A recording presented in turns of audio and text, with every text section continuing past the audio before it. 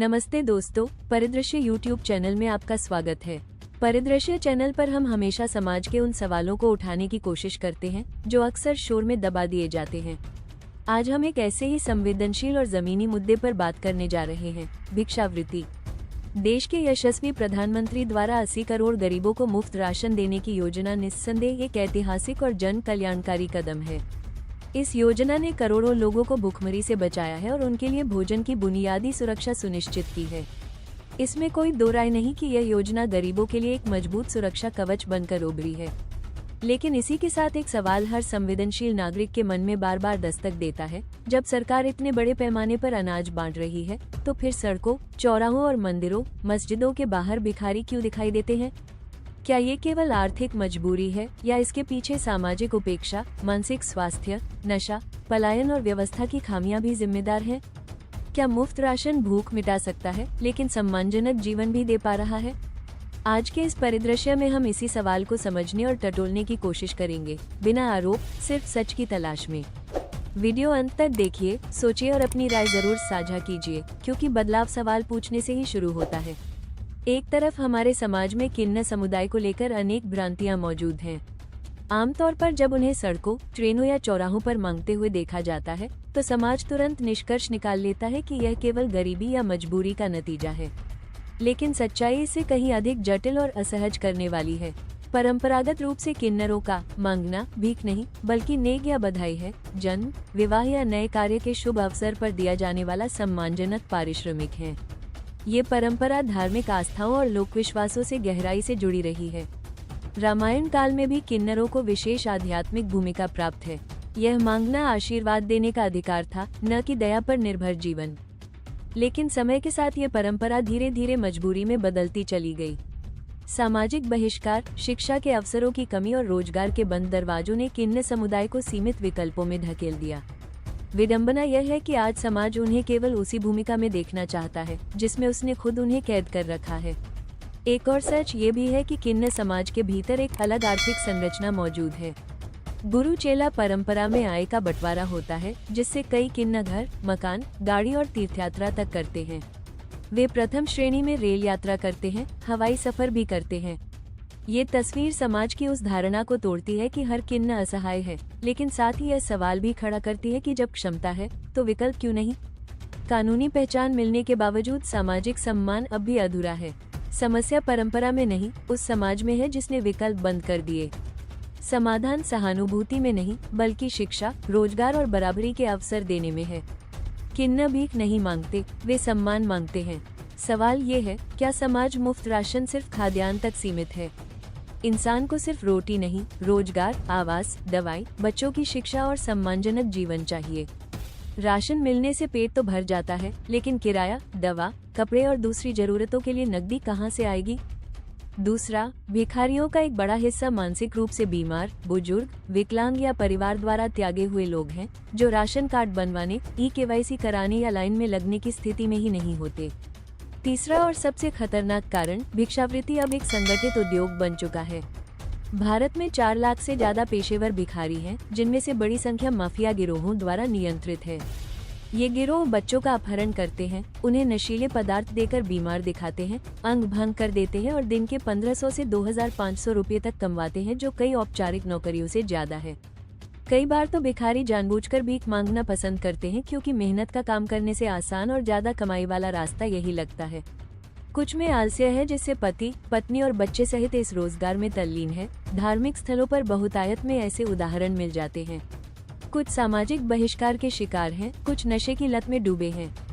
केंद्र और राज्य सरकारें गरीब कल्याण अन्न योजना, पेंशन, उज्ज्वला, आयुष्मान भारत जैसी दर्जनों योजनाएं चला रही हैं।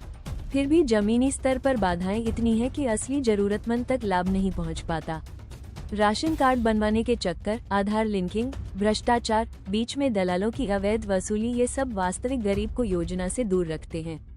तो समाधान क्या है? पहला, भिखारियों को सड़क से हटाने के बजाय उनका पुनर्वास कराई जाए।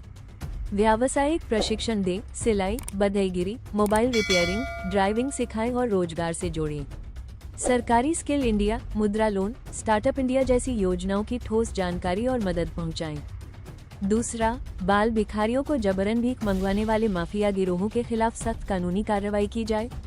भिखारियों का नेटवर्क महज दया का परिणाम नहीं है, यह एक संगठित दुनिया है, एक ऐसी दुनिया जो मासूमियत को हथियार बनाती है, लाचारी को धंधा और गरीबी को एक उत्पाद। शहरों में भीख मांगने वालों की संख्या बीते वर्षों में तेजी से बढ़ी है, लेकिन यह वृद्धि गरीबी की वजह से नहीं बल्कि अपराध की वजह से हुई है। भारतीय नागरिक सुरक्षा संहिता के तहत कई शहरों में भीख मांगने पर प्रतिबंध है। इंदौर, भोपाल इसका अच्छा उदाहरण है।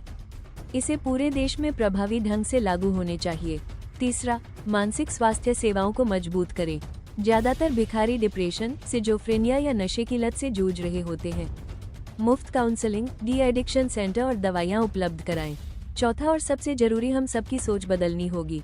अगली बार जब आप ट्रैफिक सिग्नल पर रुके हो और कोई बच्चा या महिला भीख मांगे, तो एक बार सोचिएगा, सड़कों पर भीख मांगने वाले कई बच्चे उनके अपने नहीं होते, वे किसी बस्ती में पैदा नहीं हुए होते, वे किसी परिवार का हिस्सा नहीं होते, वे बेचे गए होते हैं या उठाए गए। क्या आपको पता है, यहाँ भीख मांगने के पीछे अक्सर माफिया होता है, गिरोह होते हैं। वे गिरोह जो बच्चों का अपहरण करते हैं, उन्हें चोट पहुँचाते हैं, उन्हें अपाहिज बनाते हैं ताकि वे सहानुभूति के नाम पर अधिक पैसे ला सके। आज भी शहरों में सैकड़ों ऐसे मामलों पर दर्ज होती है जहां शातिर गिरोह बच्चों और महिलाओं को भीख के लिए ट्रेनिंग देते हैं। हाँ, ट्रेनिंग। यह व्यापार चलता है आपके दिए हुए पैसों से, आपकी अनजानी दया से, आपकी जेब से निकले उन सिक्कों से जिन्हें आप नेकी समझ कर देते हैं। हम सबको यही लगता है कि थोड़े से पैसे देने से किसी की भूख मिटेगी, किसी की पीड़ा कम होगी, किसी का दिन निकल जाएगा, लेकिन सच इससे बिल्कुल उलट है। आपके पैसे भूख नहीं मिटाते, बल्कि भूख की व्यवस्था को कायम रखते हैं। आपकी दया किसी माँ बाप का बच्चा लौटाकर नहीं देती, बल्कि एक और बच्चा इस अंधेरे कारोबार में धकेलती है। कुछ लोग पूछते हैं, क्या इससे समस्या खत्म हो जाएगी? तो जवाब है हाँ, बहुत हद तक, क्योंकि जब लोग पैसे देना बंद कर देंगे तो गिरोहों का धंधा अपने आप सूख जाएगा। जब अपहरण किए गए बच्चों से पैसा नहीं मिलेगा तो बच्चे उठाना बंद होगा। जब महिलाओं, दिव्यांगों, बुजुर्गों पर नकद कमाने का दबाव नहीं रहेगा तो यह अमानवीय धंधा धीरे धीरे कमजोर पड़ने लगेगा। परिवर्तन सरकार नहीं लाती, परिवर्तन समाज लाता है, और समाज हम और आप हैं। अगर हम सब अपनी गाड़ी में 2 पैकेट बिस्किट रख ले, अपने बैग में पानी की बोतल रख ले, या घर से निकलते समय रोटी सब्जी का छोटा पैकेट साथ रख ले, तो हम किसी भूखे का पेट भी भरेंगे और किसी अपराधी का धंधा भी बंद करेंगे। दया करना गलत नहीं है, लेकिन गलत जगह दया करना अपराध को बढ़ावा देना है। भूख का समाधान भोजन है, गरीबी का समाधान रोजगार है, और अपराध का समाधान जिम्मेदार नागरिकता। आपका दिया हुआ 10-20 रुपया उस बच्चे की जिंदगी नहीं, उस माफिया की जेब भर रहा है। भीख देना इस उद्योग को ऑक्सीजन देने जैसा है। इसके बजाय क्या करें? सीधे भोजन, बिस्कुट या जरूरतमंद को पानी की बोतल दे दे, पैसे न दे। यदि सामर्थ्य रखते हैं तो अपने शहर के किसी अच्छे एनजीओ और शेल्टर होम को नियमित दान करें। आप अपनी सामर्थ्य के अनुसार लिखना जानते हैं तो लिखकर, बोलना जानते हैं तो बोलकर सोशल मीडिया पर जागरूकता फैलाएं। यदि ये सब करने में अपने आप को असमर्थ मान चुके हैं तो फूहड़ रील देखने के बजाय ऐसे जानकारी युक्त वीडियो को अधिकतम शेयर करें। आपकी इस नेक काम से समाज में जागरूकता फैलेगी। सरकारी मुफ्त राशन, पेंशन और सामाजिक सुरक्षा योजनाएं एक मजबूत सुरक्षा जाल जरूर है, लेकिन भिक्षावृत्ति जैसी गहरी जड़ों वाली समस्या का इलाज सिर्फ अनाज बांटने से नहीं होगा। इसके लिए सरकार, प्रशासन, एनजीओ और हम सबको मिलकर एक संवेदनशील, समन्वित और संपूर्ण रणनीति अपनानी होगी। हमें ऐसा समाज बनाना है जहां कोई भी व्यक्ति मजबूरी में हाथ न फैलाए, कोई परिवार जरूरतमंदों के सरकारी राशन के हिस्से को लेकर परचून की दुकान पर दोबारा सरकारी अधिक राशन लेकर बेच न पाए, बल्कि स्वाभिमान के साथ अपना और अपने परिवार का पेट भर सके। जब तक सड़कों पर एक भी बच्चा भीख मांगता दिखेगा, तब तक हमारा विकास अधूरा है। आइए संकल्प ले, भीख नहीं सम्मान देंगे, भीख नहीं अवसर देंगे। अगर आपको यह वीडियो अच्छा लगा हो तो लाइक, शेयर और सब्सक्राइब जरूर करें। कमेंट में बताएं आपके शहर में भिक्षावृत्ति की स्थिति क्या है और आप क्या बदलाव चाहते हैं। जय हिंद, धन्यवाद।